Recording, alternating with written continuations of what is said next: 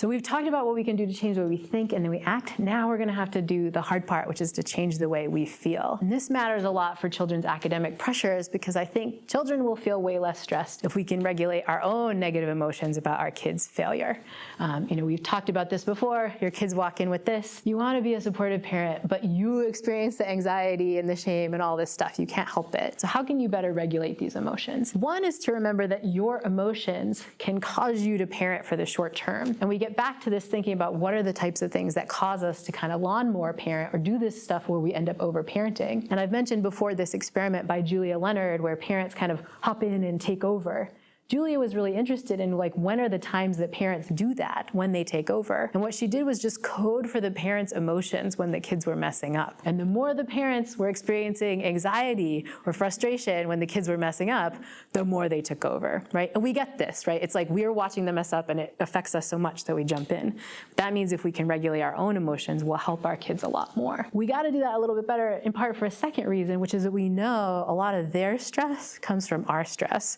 We've talked before about this phenomena of emotional contagion, this tendency to catch other people's emotions. And unfortunately, it really is the case that kids are susceptible to their parents' emotions. You know this even with your own adult parents if they're still around, right? It's really bad when the kids are in the house. And there's a lovely study by my colleague Wendy Mendez and her colleagues which brought parents in and made them have a really stressful situation in a work-like context. They had to give a speech and the speech went really bad and parents got really stressed out. And then they walked into a different room to play blocks with their kids, right, who had no experience of the stress. And what they found is that as much as the parents got stressed, the amount that the kids got stressed was correlated with that. And the kids said, I don't want to play with the blocks anymore. And it's just because the parents are transmitting their stress. We know this happens, but it just makes it all the more important that we regulate our emotions. But again, how do we do that? One of the best strategies I've seen for regulating emotions in this context about failure and academic stress, but basically in all contexts, comes from the meditation teacher Chara Brack, who really pushes this idea of radical acceptance, where you notice your negative emotions and find ways to accept them. But that sounds very abstract, and I like things that are very concrete. And so one of the strategies that I love from Tara that is quite concrete is her meditation practice that goes by the acronym of RAIN, which stands for Recognize, Allow, Investigate, and Nurture. Let's assume you find yourself experiencing a negative emotion, and especially in this context.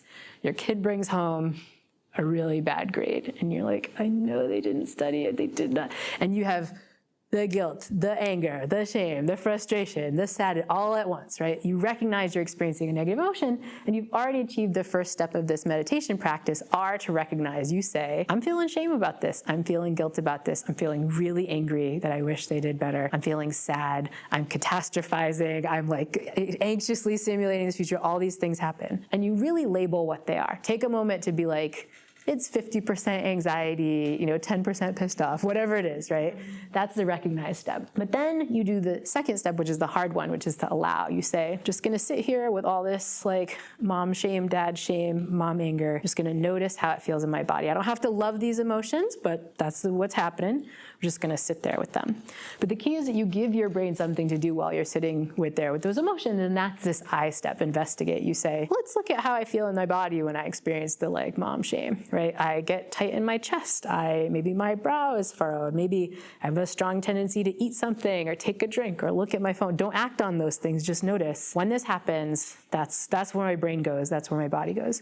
And the beauty of the investigate step is that research shows that emotions are kind of like a wave, right? When you feel that, if you pay attention to those emotions, it might feel more intense right now, it kind of crests like a wave, but it will go down. The problem is we never give ourselves time to feel it, right? But if you sit there and you focus on it, you're like, oh, my chest is tight. Now I'm feeling more pissed off. The sadness turned into pissed off. I'm mad at my spouse. You just watch the way it goes and it'll kind of go down over time. But you don't end there. The practice has this one last step, and that's the nurture step, which is to take care of yourself, right? What can you do to take something off your plate? The question we'd talked a little bit about before, what do I know about what I need right now?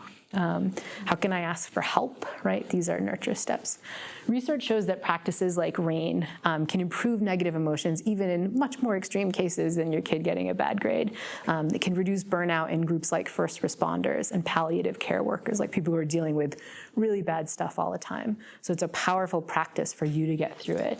And what it means is that you can be the kind of parent who, when things are bad, you are just solid. And not that you don't experience the negative emotions, you have, and you've noticed them, but you've taken care of yourself so you can be the kind of calm in the storm for your kids.